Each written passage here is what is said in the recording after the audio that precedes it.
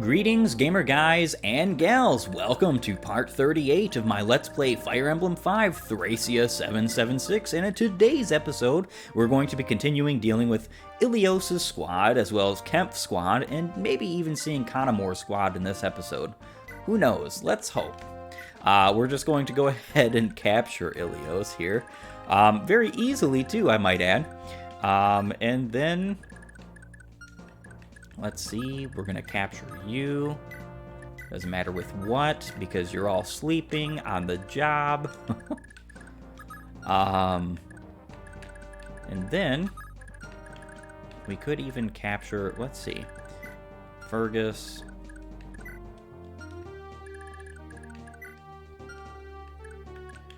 Alright, so Finn can't reach.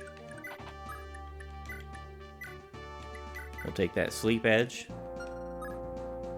We'll take and release you.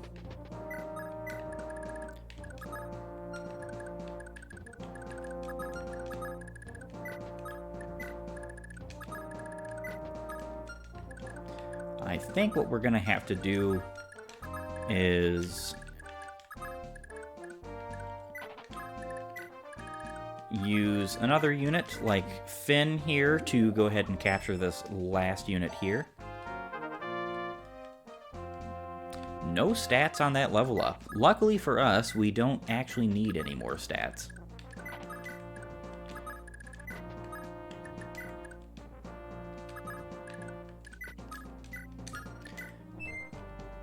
Perfect. We don't need that either. Alright, Marita. Move my units as fast as possible to the right. And I think what we can do right here is take out yet another armored knight. Or at least attempted to. Having 10 movement is pretty darn awesome on Karen. So it's going to take us just a couple more turns to get over and defeat Kemp's squad, because of the fact that we have to, well, first get over there and deal with all of the captured units we have. I am a big fan of having more and more items, especially good items like these sleep edges. They are pretty fantastic. I think we can put you right here. Alright. I don't think anybody on our squad has enough room exactly for all of these items, but we can get some of them. Which is perfect for me.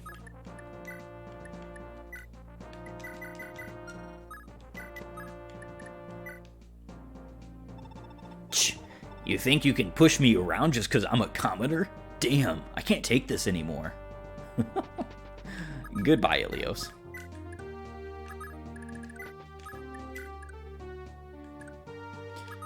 Rita can move on up.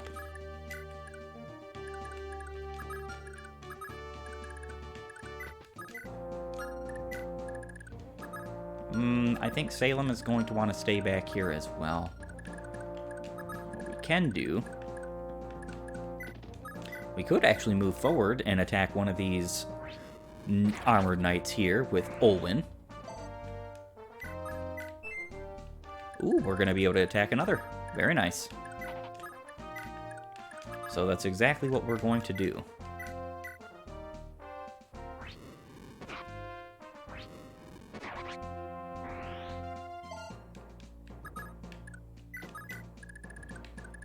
And we can move Asbel right along up there and get him closer to the fray as well, so that he can help us on next turn to take out all the rest of the units. So one thing I did show in the beginning of this chapter is that before Kemp mounts up, he has Anchor and Miracle Plus. Now I don't think that if you force him to dismount, he regains those skills, but it is my suspicion that if he is dismounted, he is treated as always having Anchor and Miracle Plus. So while he's mounted, he's treated as not having it. So yes, you can defeat Kempf in this chapter. I kind of hilariously made it seem like we weren't defeating him this chapter in the last episode, talking about him having those specific skills. But you are okay. You're going to be able to defeat Kempf and finally get your revenge, I guess you could say, on his nonsensory for whatever in the world Kempf did. I mean, he did a lot to Olwen, and he was an evil man, so it's not like we've got no reason, but we'll take advantage of everything we possibly can to defeat him and get things over with. It's going to be great for us to attack him at 1-2 range, as well as while he has the Venom Edge, because then we don't have to worry about him destroying any of our units with that Thoron. Thoron is an incredibly powerful tome in this game. It's one of the more powerful tomes, particularly, and you kind of want to be careful of that. Alright, so with that being said, we can start blasting away. None of these units will move unless you talk to Kempf with Olwen, which I don't think is all that useful, if I'm being honest. I don't actually see a point or a reason to do that, so it's pretty much whatever.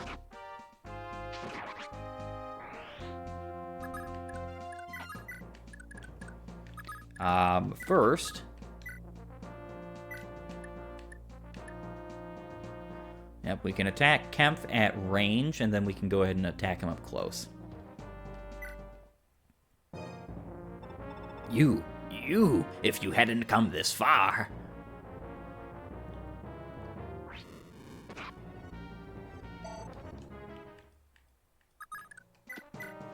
Very nice. I don't think Leaf is going to be able to reach here.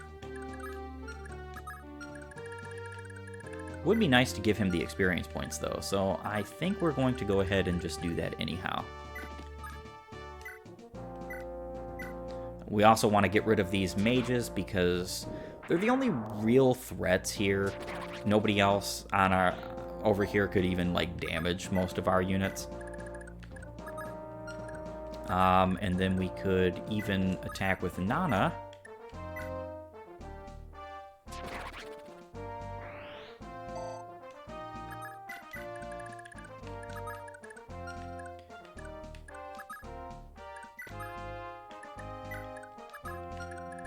Alright, and what we will do with Salem, for instance, is we're going to use this Physic on Leaf, get some more experience points for Salem as well. Always appreciated, truly.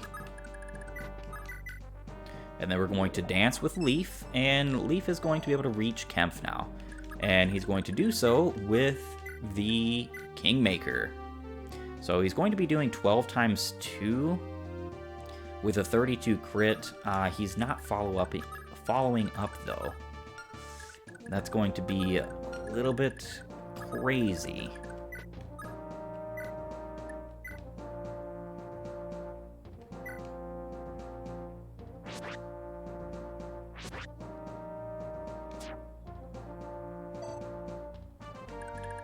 Alright. So I think it's actually better here if we dismount with Karen and attack this unit so that he does not heal Kempf.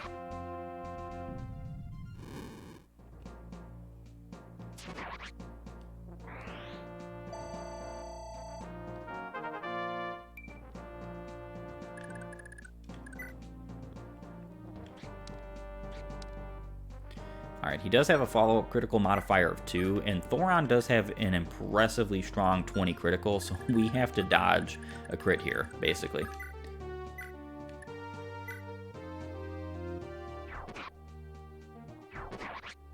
Perfect.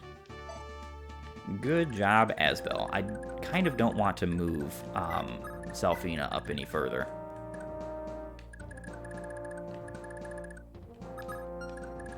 And I think that's going to be it for this turn.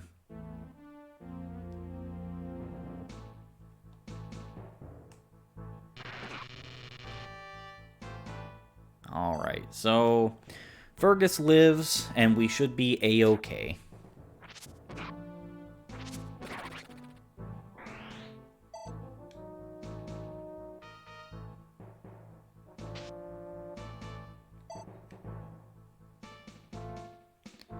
Alright, and we just have to stomach or weather this enemy phase, and then we're pretty well through.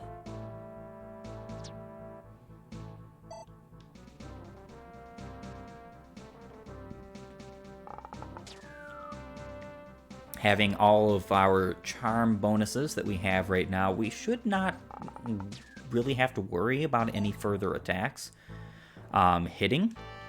But even if we do, 1 or 2 stray attacks hitting should be fine. Kempf is going down this turn. Alright.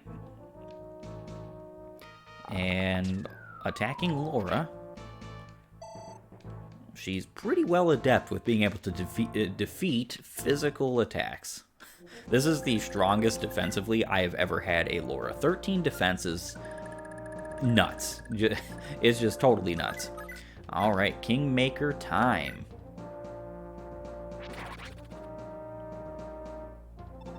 Is this a joke? How could I be bested by them?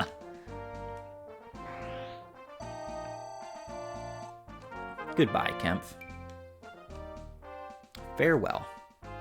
Leaf is turning out to be quite the impressively strong unit. I'm thinking about giving him his next 2 levels this chapter, potentially. It just depends on how much experience points we can gain out of all of the units that we have left over. Let's go ahead and use the steel bow here. We do have to get Leaf over immediately to that house, pretty much as fast as possible. Wow, strength on Selfina. That is a wildly interesting sight to see. We do have several units we need to heal too, as well as several ballista that need to be taken care of.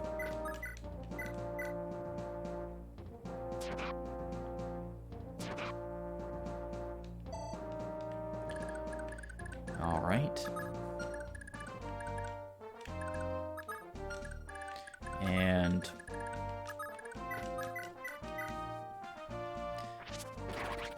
take you out.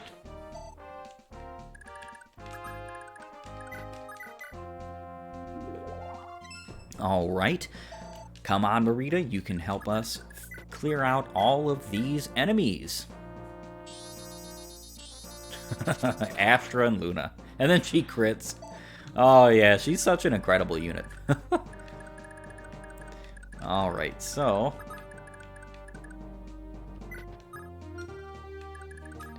let's attack you with the flame sword. That's a one-shot. We can even move you a little bit closer.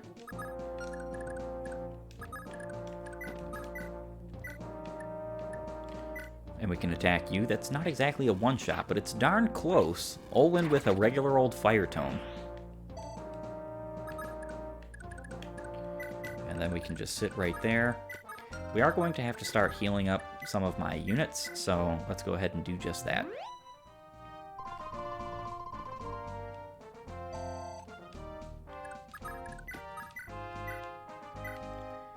And we can take out this ballista, which will leave us just 1 left.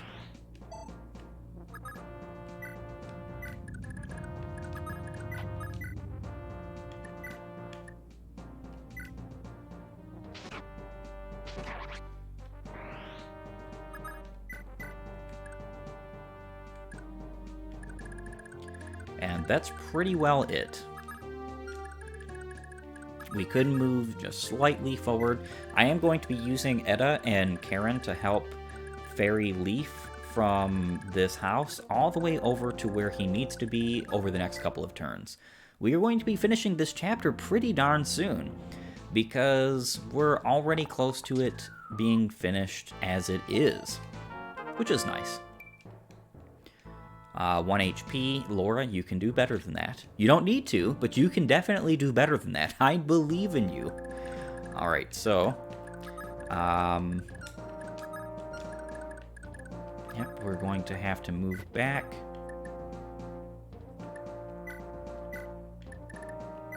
You can take that bridge key. We can open up that bridge right yonder. We can also mount and attack.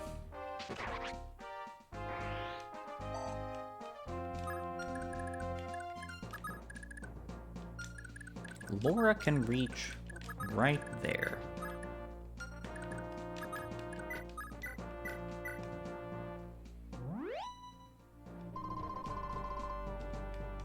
Alright, Leaf is fully healed up and ready. He doesn't really need to do anything more concerning combat, so that's nice. But either way.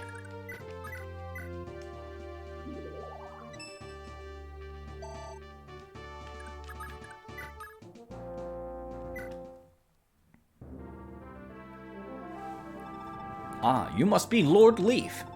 That's right. A priest back in Solwood told me to keep an eye out for you.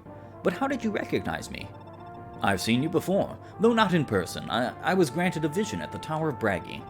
It's just as I foresaw, a boy bearing the twofold light. Such great potential he carries. Father Claude, your words echo still, and they only become truer as time goes on. The Tower of Braggy? Twofold light? What in blazes are you talking about? When the time comes, my lord, understanding will dawn on you like a grand sunrise. Prince Leaf, if it pleases you, I would accompany you for a time. And we get a new unit, Shroff. He is a priest, and he comes with the Braggy Scroll. This isn't the only way to get it. You can get this in the... You can absolutely get this in the B route as well, even though you cannot recruit Shroff in the B route, I don't think. Well, you might be able to. I'm not entirely sure. No, you definitely can. Minus 10 strength, plus 10 magic, plus 30% luck. He has 0% follow-up critical modifier. He's got pretty darn decent gross, 35% HP, 3% strength, 40% magic, 75% skill, 45% speed, 25% luck, 10% defense and con, and 2% movement. He comes with 3 Vigor Stars, which is pretty great, but where he is most useful is the fact that he starts with an A rank in staves. This means that this unit never needs to see a promotion in order to have pretty much everything you want out of a staff user. Yes, that means he cannot attack until he promotes, which is truly unfortunate, but it's one of those situations where you just have to take the good with the bad. Yes, he would be better if he had the ability to attack at range and with magical weapons and so on and so forth, but either way, it's not really that big a deal.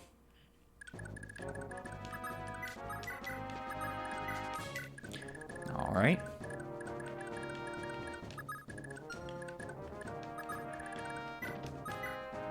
We can start melting these armor knights.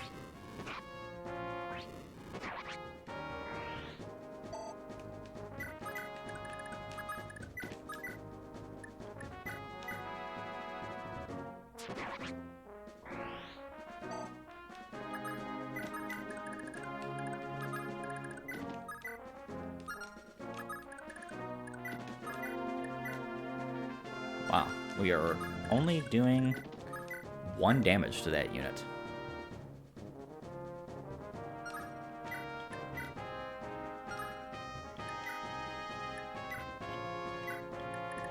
I think we'll save that Armor Knight for Leaf. And we are on turn 9, so we actually still have quite a ways to go before this chapter is fully finished. We need to move all of our weaker units away from this area as fast as possible because there will be reinforcements. Dean is going to be dealing with the majority of them. And then we're just going to keep all the rest of our units over here. We do have some physics, so just in case Conomor's group poses an even greater threat to Parn and Ocean, we are more than capable of making sure that we can deal with that. We could even rescue them if we truly needed to. I.e. the rescue staff. Alright. Drop leaf. Perfect. Alright, so we're just going to deal with you by burning you up, my good friend. An incredible level up. That means that she is capped out on speed, which means that she will have 8 speed, or should have 8 speed upon...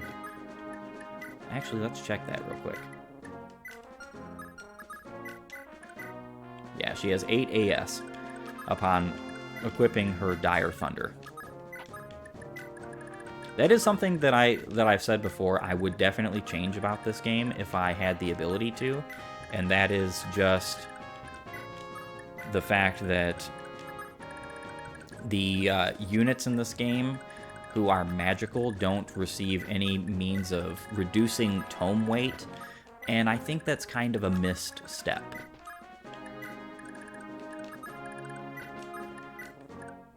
Alright. That's our turn.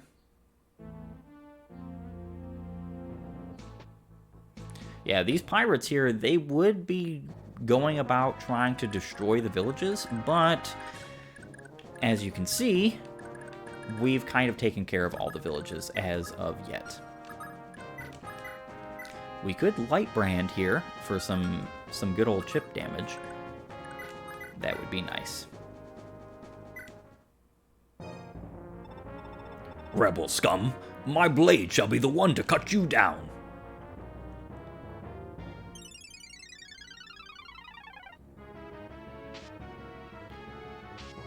Yeah, having a Master Lance seems like it would be not a good idea to attack him at range like this, but it's not that big a deal. Yep, that's a broken light brand. We're actually going to be Himmerning that just now. And I think Olwen can go ahead. Well, we could actually even attack him with Marita, but she doesn't need experience points whatsoever. Would be nice to start getting her magic, though. That's part of the reason why I want to level up Leaf as soon as possible. Let's see, his master weapons. How much hit does he have on Leaf?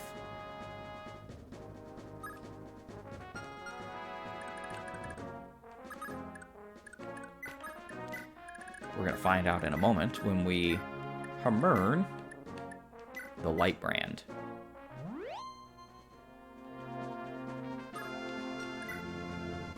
$83 avoid. All right.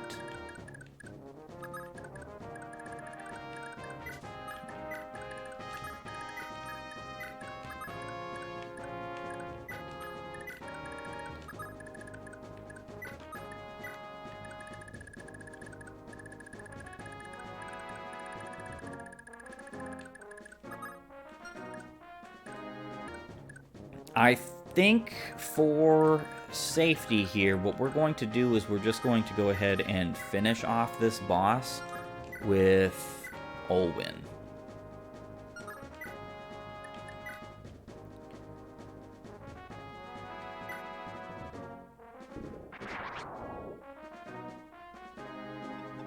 Oh, this isn't the end. It most certainly is for you.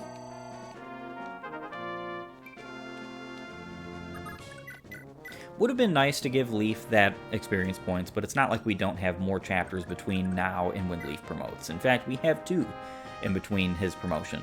So I think we've pretty well allowed him to gain the experience points we need at a good rate. He's not capped out quite yet. He's still useful, which is more than can be said for most other lords in the series.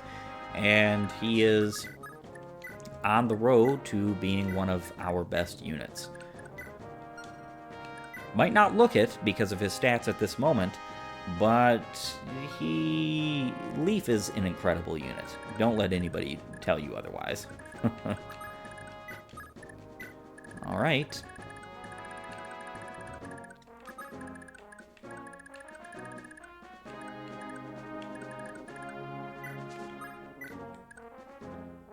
And that's our turn.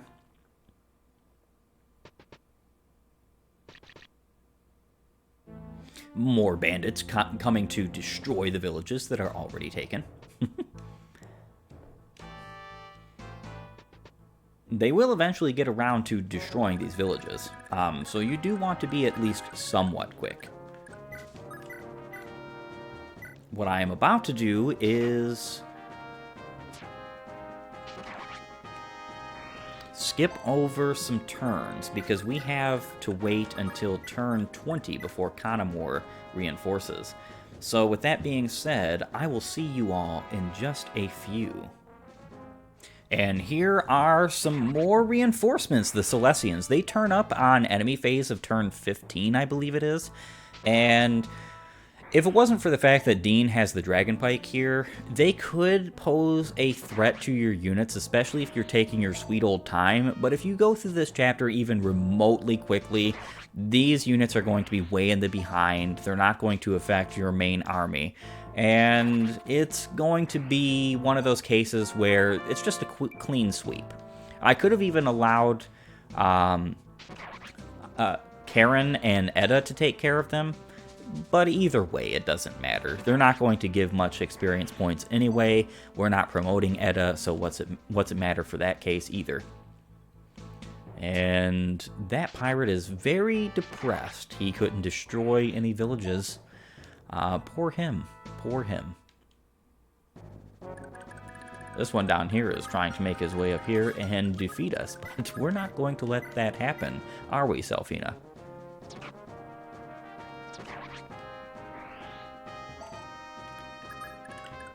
Perfect. So I will see you in just a few turns.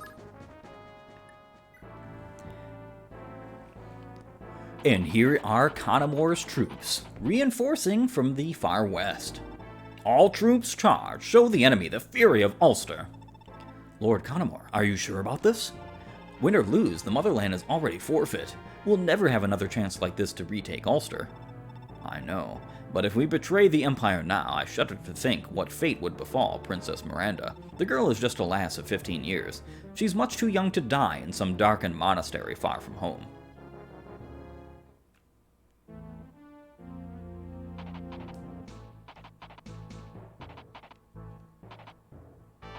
And we're going to speed up these movements just a little bit.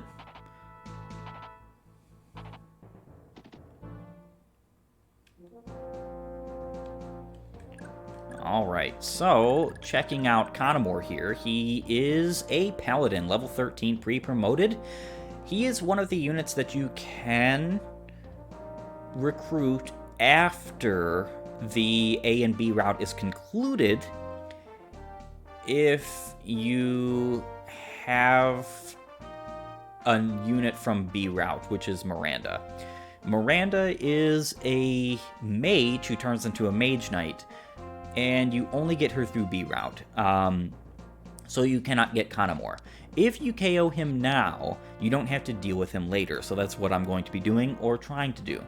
He has a Master Lance and a Killing Edge, and the Nihil manual. This will give Nihil, we've seen the skill as it is already. It's a pretty fantastic combat-related skill, allowing us to remove all enemies' combat-related skills with follow-up critical modifier of 2, and some pretty darn good statistics.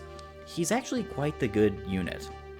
4 authority stars, 1 vigor star. I don't think he keeps those authority stars, I'm not sure when you recruit him, but he has 10 movement as well as a cost, and A rank in both swords and lances. I would say that he is the best paladin in-game, pre-promoted, that you can obtain.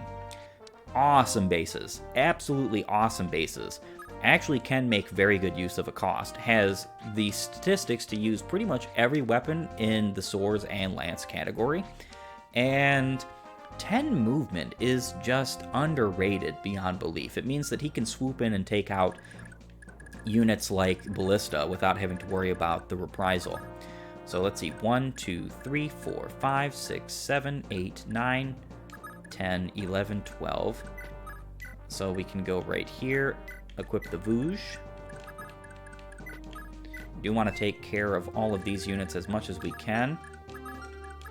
We should be able to get a few. We're not going to be able to get as many as we might want to, but that's, oh well, you know.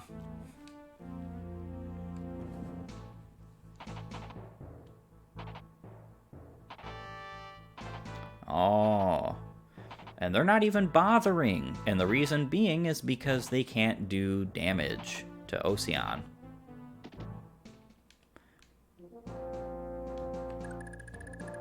So this is a bit of a rough patch here. So what we're going to have to do is we're going to have to move in our flyers and help a little bit here, because otherwise this is going to take a little bit too long for my liking.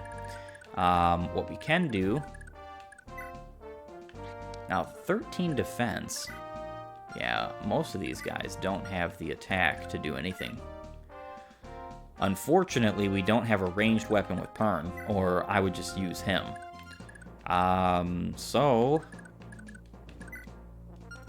There are a couple that can do some damage, but they're all the way in the back. So the only thing that we can do here is hope that Conomor outruns them. They all only have 8 movement, so I think that should only take like a turn or 2 more. But, with all that being said, I do want to say that I think we need to leave off this episode and continue next time. I want to thank you for joining me. If you like my content, please upvote and follow, or like and subscribe depending on your platform. And while you're at it, have a great and glorious day gaming.